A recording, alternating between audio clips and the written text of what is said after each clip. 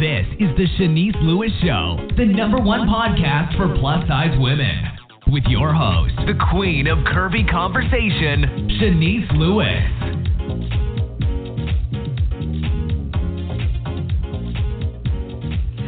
Welcome to the show. I'm your host, Shanice Lewis. Today is Monday, January 20th, 2020.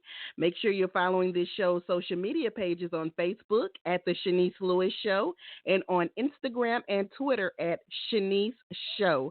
And make sure you subscribe on Apple Podcasts, Google Podcasts, Spotify, or your favorite podcasting app. Today we have a very special guest. Kimberly Williams is the CEO and designer of the newly launched Forme Clothing and Accessories, made and manufactured in Lagos, Nigeria. Since 2015, she has worked in various facets of the plus industry, including boutique owner, plus model manager, and blogger. In 2016, she served as a staff writer for the Fashion Bomb Daily, the web's #1 destination for multicultural fashion. She has also worked on the celebrity styling team for gospel star Leandria Johnson on the 2017 BMI Trailblazers Gospels Music Honors. Kimberly's keen business sense and her knack for fashion makes her one to watch in 2020, and we're so excited to have her on the show today. Let's welcome Kimberly. Hi there. Hi, Shanice. Wow, I'm like listening to you, and I'm thinking, is that me she's talking about? How are you? I am good, and I'm excited to have you on the show today because your new clothing line launched today. So first, thank you for giving me the very first interview, and you launched like about an hour ago, right? Right. Just a few minutes ago, actually. So this is hot off the press, and we're so excited to celebrate you today. But before we get into the clothing line, let's learn a little bit about you and your background. So briefly tell us about your background before you were in the fashion. You come from corporate America, right? Yes. So I will say that fashion has absolutely been my first love since I was younger. The two things about me I feel like that have been steadfast my entire life has been the fact that I've been plus size, bigger than everybody else, and that, was something that I learned very early as a teenager, and that I still loved and had a passion for fashion, just anything fashionable. But unfortunately, like most, African-American households, fashion and creative,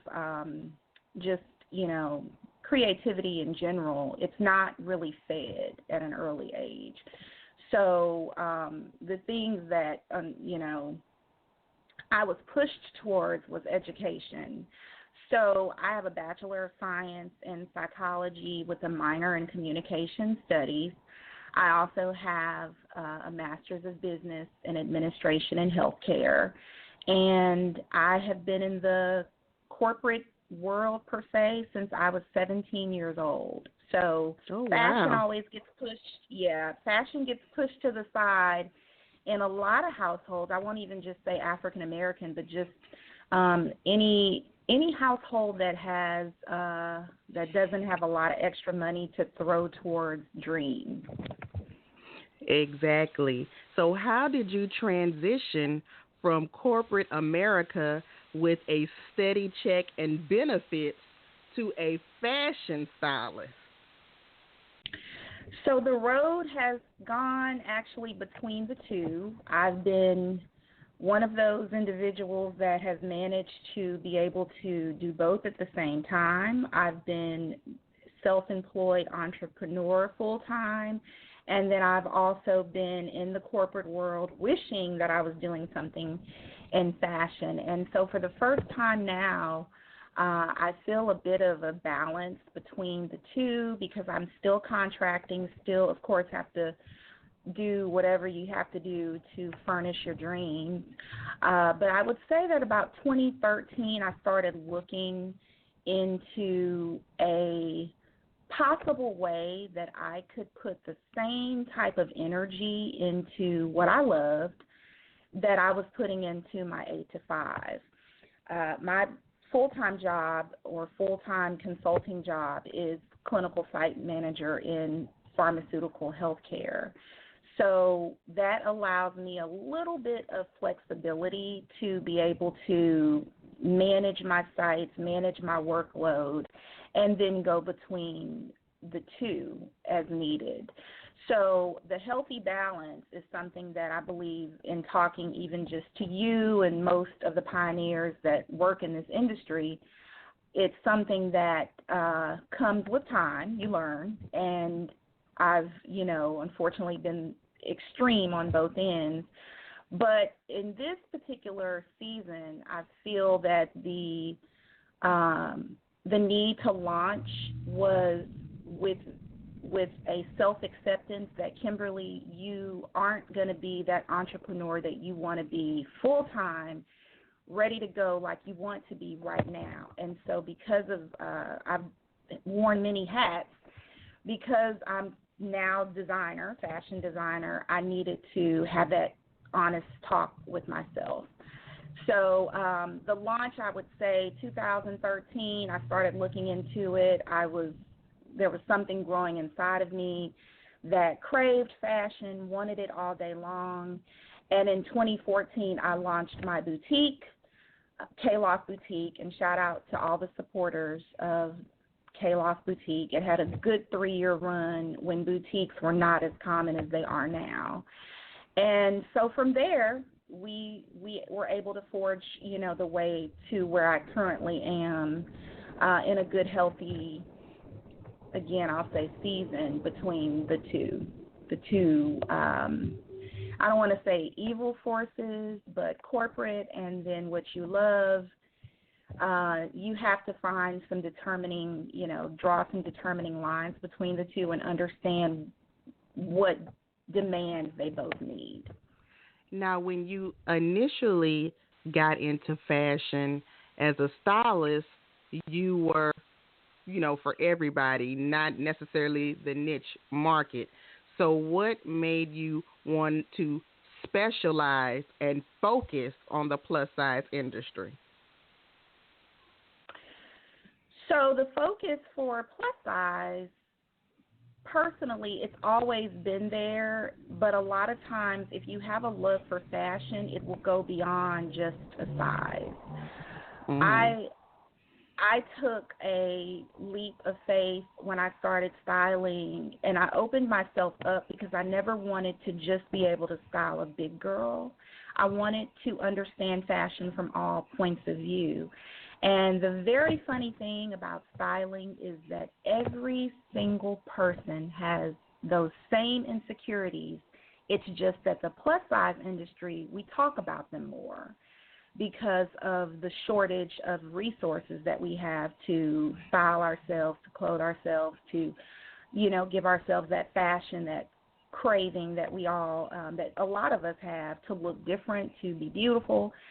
So if you're styling a size 8, you would never in a million years think that you would hear them say, well, I don't really want to show my arms. I have a problem with my legs. So I'm happy for those experiences because it expressed to me that we all have something in common regardless of the size. It's just, we mask it differently, and we're all pushing towards the same, I think, look and fighting those same insecurities. And you are based in Houston, Texas, right? Yes, I'm based in Houston. I'm a true Southern girl. When I met you, I lived in New Orleans. So I've actually I've lived in Atlanta. I've lived in quite a few places, but currently Houston is where I call home. Now tell me about the plus community in Houston, Texas, because you were doing a lot of things out there contributing to building that community. The plus community in Houston, Texas is vast. It's a beautiful community of many shapes and sizes and faces of plus. It has had several different, I don't want to say looks or different timings as far as where they're at and how they've grown, but we have had a fair share of beautiful experiences, beautiful events. We aren't quite where Atlanta is, and I was always one of those people that wanted to see the same opportunities happen in Houston that happened in Atlanta, because we have the same amount of people, we have the same type of urban mix. We've got the size, the community is here. So, but we're just a bit more southern, a bit slower, and not as fashion forward in the sense of willing to do the work per se. And I can say that just in my own experience and having been a, like you said, a pioneer in trying to build the community up. So it's unfortunate that, we can say size does not always matter, because Atlanta is a smaller city, and I don't want to focus on Atlanta, but I will say that Houston should be right there. So in this current time, I would say that the plus community has not necessarily died down, but we've all taken, I think, a step back because we're, number one, exhausted. We're still looking for those opportunities, and we have so much talent in this city that unfortunately we get passed over because the greater or the cities with the better turnout and better placement seems to be, unfortunately, they seem to be considered first. Now, even though you are from Texas, you were very good with traveling and networking and getting your name out, because you have accomplished a lot in 5 short years. So tell us about some of your notable brand partnerships that you were able to do.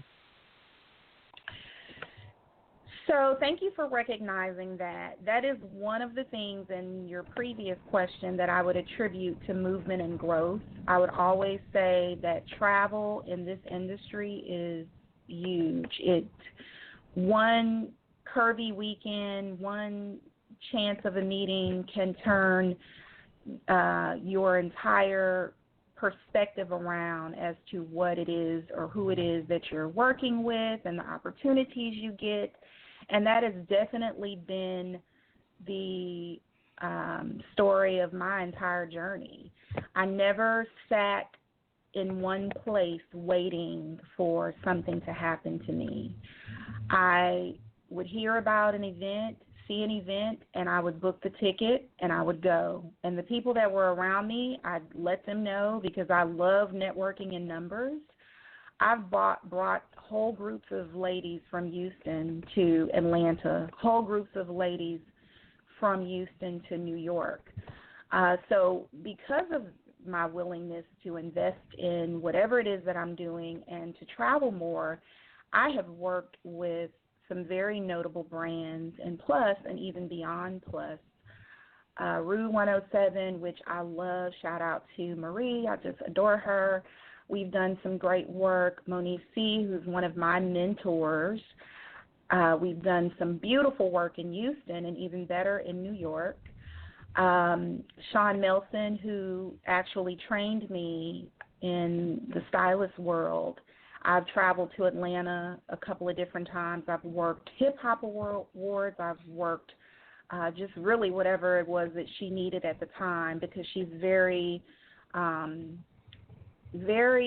exclusive with how she picks her team. And, I mean, that's a lesson for another day. But I did learn that from her, that who you have with you and supporting you is important. So when the big things needed to be done, Sean would definitely build a team that sometimes consisted of me to get things done. So, and I've actually been able to blog, even just from those moments, blog for her. So Atlanta, Houston, Atlanta, New York, LA, those individual places have brought me so much success in, like you said, just 5-6 years. And initially, you started off with a boutique selling wholesale clothing. Now, why Hmm. did you discontinue that brand? Was it then that you started with the vision for wanting to start your own line, or it just happened organically? How did that transition happen? So uh, in 2014 is actually when Tayloft Boutique was launched, February of 2014. And I was very new to the wholesale world. I had styled, and most of the time when I was styling, it was from big box stores, online stores, just wherever I could style from. Wholesale was very new to me, and I would see some things that I loved. I would see some things that if I just tweaked a sleeve or tweaked the hemline. Customization for me has always been a big part of my style aesthetic. I love and know firsthand how a couple of changes here and there can change your entire look.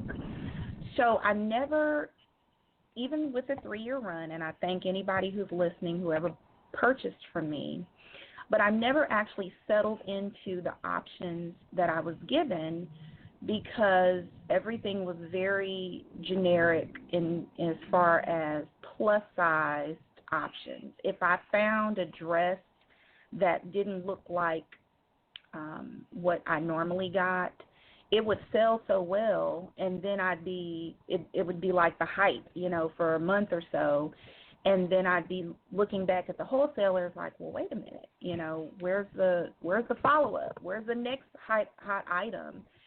And the responses, it was just a very leisurely response about plus. I believe that wholesalers are just starting to see how much money they're like the last on the train to understand how big our dollars are in the plus community.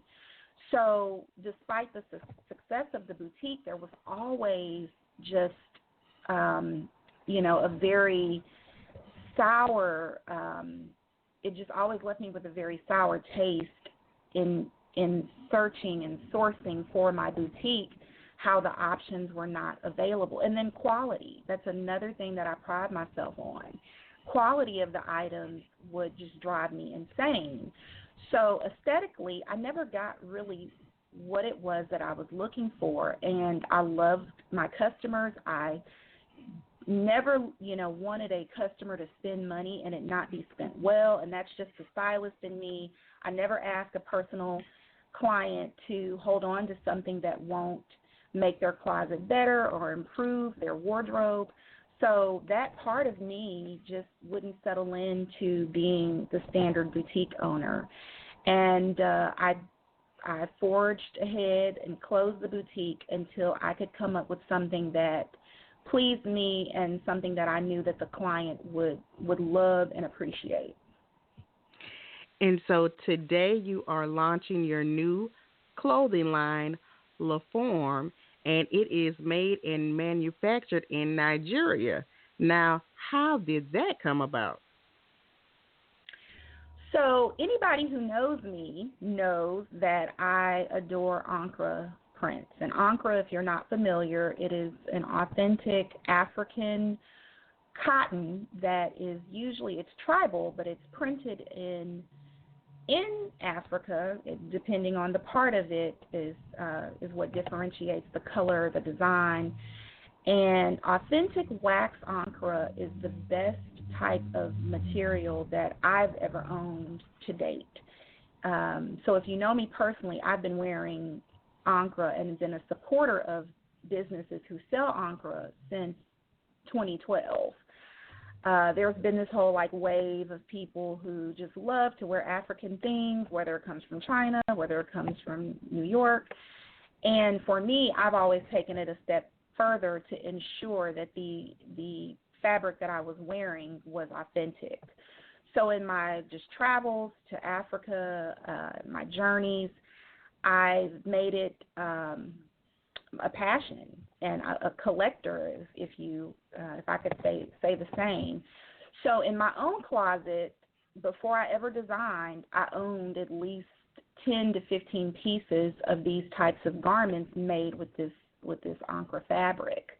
So when I was starting my line, I would see Ankara and I would see the color, and it would just make me happy. It was one of those things that if you are a supporter of Ankara, you know you just nobody ever looks the same, which that's something in plus fashion that we're always looking to achieve. The pieces are timeless. We're always looking for that. If you're a smart shopper and a true fashionista, you're looking for timeless pieces. And so when I put my love for Ankara together with the timeless look of it together, I began to aesthetically design things in my head that I wanted to be comfortable in. My research of the industry brought me to my current point in that we need something in our community that allows us to be free. And La Forme is based on a very relaxed setting. It's not body-hugging, curving.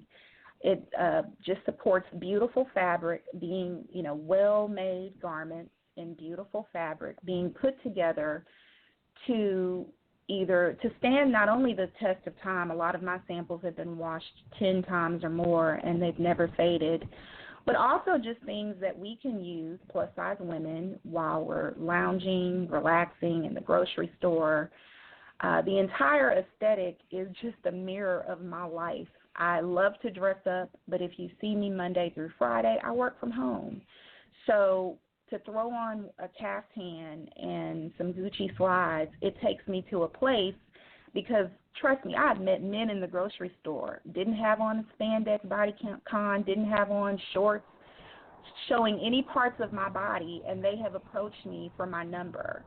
So there's a confidence level and just a vibe that I feel like comes with this line of clothing, and Shanice, I'm so proud of it. I'm so proud of what I've put together, not only because it's a part of the industry that I felt was missing because, according to the industry, plus-size women don't lounge, plus-size women don't vacation, plus-size women don't need swimsuit covers or any type of transitional pieces from, resort to dinner or just travel pieces. We just don't do those things. They feel like we are just stuck in a dark room somewhere wearing our same muumuus, around the house, and that's not the case. We are vibrant women. We travel, and we are all shapes and sizes, so we deserve to be seen. And Ankara is not black.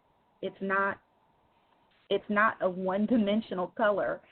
So if you're wearing one of these pieces, it brings attention to you, and I love that about the line. What is the size range and price point of your clothing line? The sizes are 10 to 24, and we are looking to extend at some point. And the price point, our lowest item is the crop top, which starts at $55, and our highest priced item is $135. And that okay, well, that's affordable. Yes, I feel like it is because they're timeless pieces that are made with quality, which is the stylist hat in me wants plus women to understand Forever 21 is not our everyday option. And I love Forever 21, but we have to understand that as a plus-size woman, understand that your dollar is only going to go as far as your mindset with it. So if you're set on just paying $20 for everything, a lot of times you're going to get $20 worth of quality. But when you invest in something, especially if you travel, a vacation piece that 10 years from now, again, all the Ankara that I owned before I started designing, I still own it, and I will never sell it. Now, you've been saying Ankara a lot, and I just thought that somebody listening might not even know what that is. Tell us what that is briefly. Yeah, so I did explain it earlier, but again, for anyone who missed it, Ankara is a very high-quality blend of cotton. It's made in Africa, and depending on the country, the tribe, it may vary in color or design, And it's typically very colorful. It's attention-getting. It's, again, high-quality fabrics that truly last the test of time.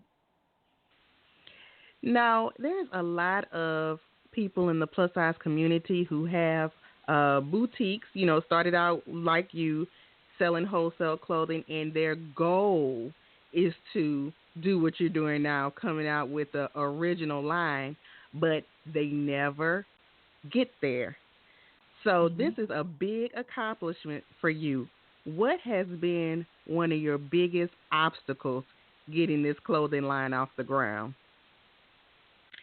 Well, and thank you for saying that, because I absolutely want to shout out. I have some friends who own plus-size boutiques who are killing it.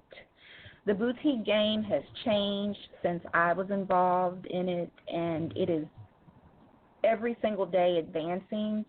So Imare Boutique, Kavi 926, Boutique 115, those are all my friends.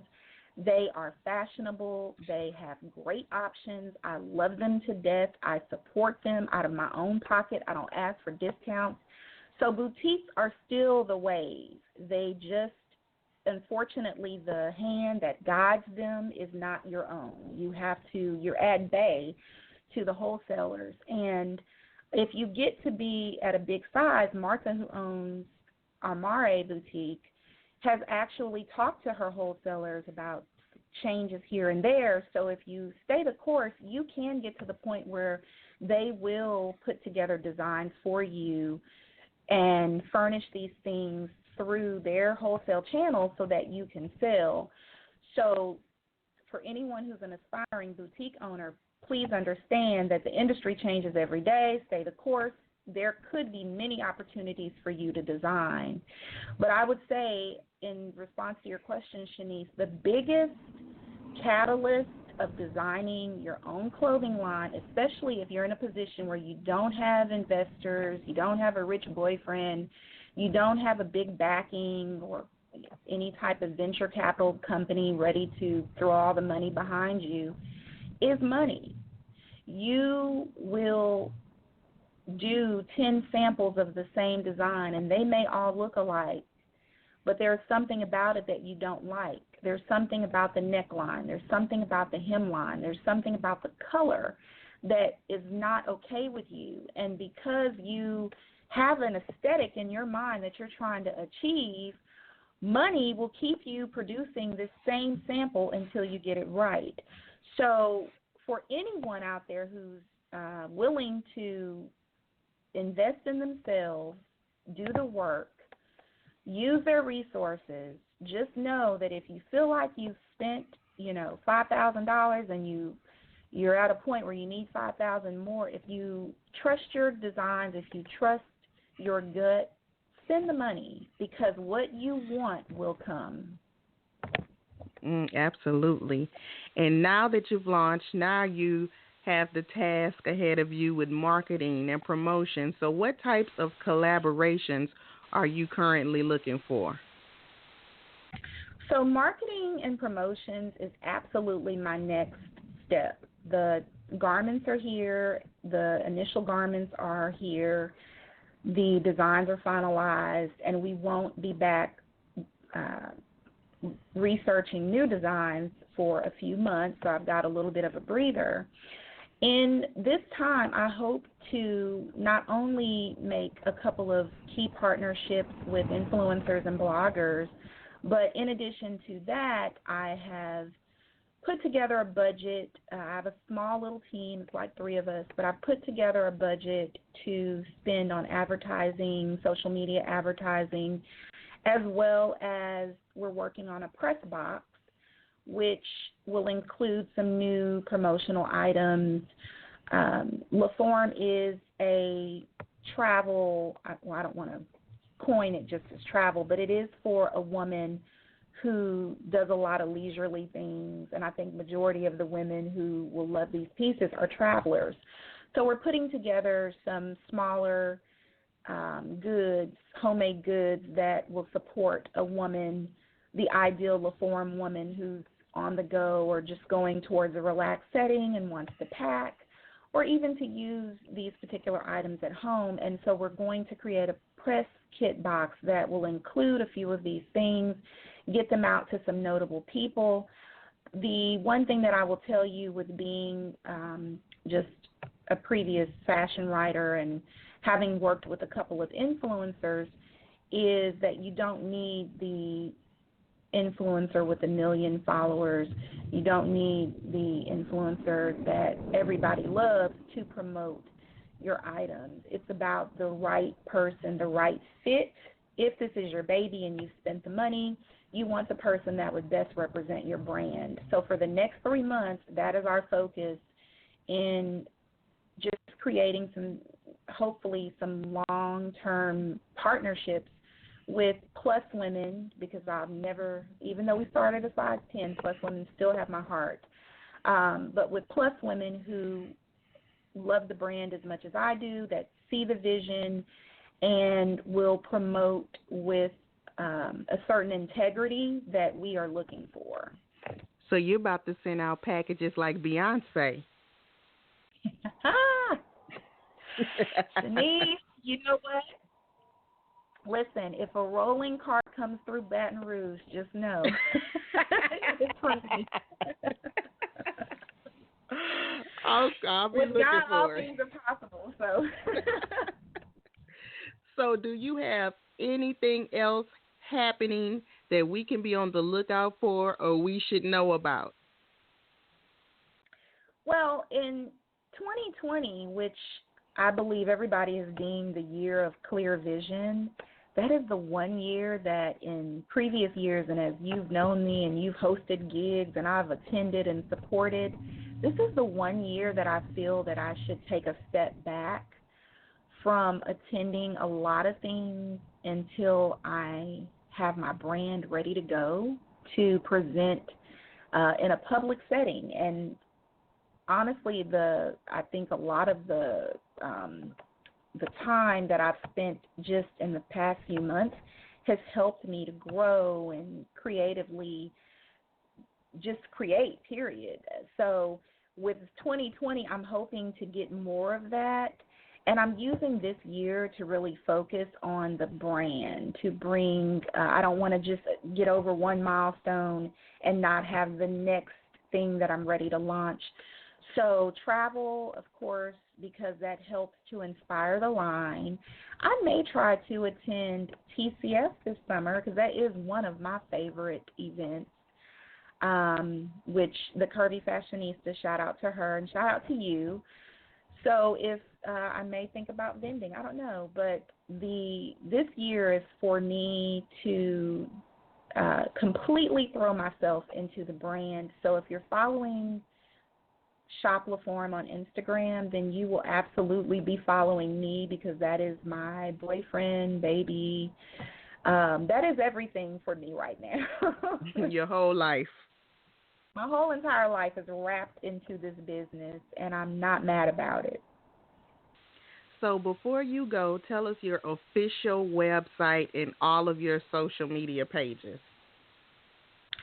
So my personal styling page is on Instagram is Kimmy, KIMMY, THE, the stylist, STYLIST. That is the page where you can find my link tree in my bio, and it connects everything. I still have a closet group that I connect with, that I style, that I sell my personal clothes, and just because I've launched this brand, I'm still a shopper. Went on ASOS the other night, spent $200, don't know how. So your girl is still got problems with fashion, but I do some really good closet. I do some really good closet sales through my Poshmark and through my Facebook group.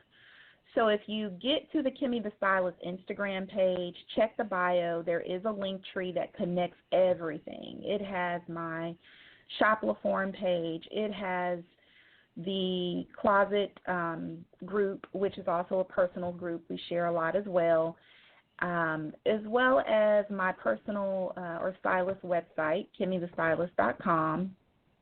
It has all things Kimberly. The Instagram for Shop LaForme is Instagram for LaForme is at Shop LaForme, and it's spelled ShopLaForme.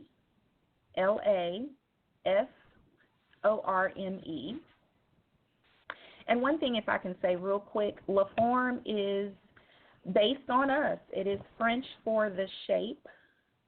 And I wanted to be able, when I made and created the name for this business, I wanted to be very inclusive for it, inclusive of things that I love and inclusive of women. So it's pronounced form like F-O-R-M, but in French it's spelled F-O-R-M-E. The Facebook is Forme Clothing and Accessories. And I believe that's it. If you get lost, just go to Kimmy the Stylist Instagram page, hit the link tree, and everything you need is there. And are you going to have a launch party or anything popping in Houston? So let me tell you how God works, Shanice, because I lived in New Orleans for 4 years, okay? And we didn't even talk about that, but that's for another day.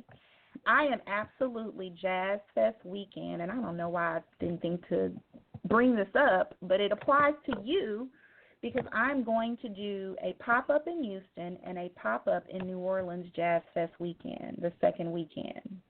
All right. Well, good thing.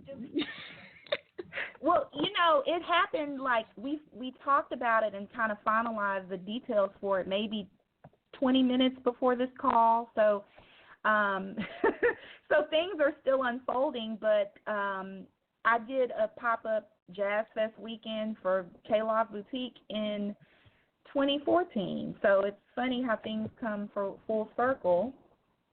And as soon as I have information, I'll get it to you so you can share it on your page and in any places you feel that you feel are important. But having you there is absolutely what I need, because you are all things curvy, all things Southern.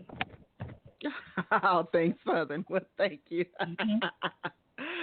Well, I'm so proud of you. Again, thank you for letting me be your very first interview. This is hot off the press exclusive. I know I will be rocking the clothing because I love African clothing. So I'm definitely in your demographic, and you have my support in whatever you do. Thank you, Shanice. You have always been a supporter, and I thank God, if I can say that, for your platform. It is one that really supports the plus woman, and we need more like you. I love you for it, and cheers to 20 more years of you being in the business and this podcast. Thank you. Well, definitely keep in touch and give me the information for all your stuff, and we'll be in touch. Sounds good. Take care. Bye-bye. And thank you to my guest today, Kimberly Williams. Make sure you check out her clothing line that is up for sale today. I've been your host this evening, Shanice Lewis. Thank you for tuning in and supporting. Until next time, keep thriving in your curves and be blessed. You've been listening to The Shanice Lewis Show. For more info about the show, visit ShaniceLewisShow.com.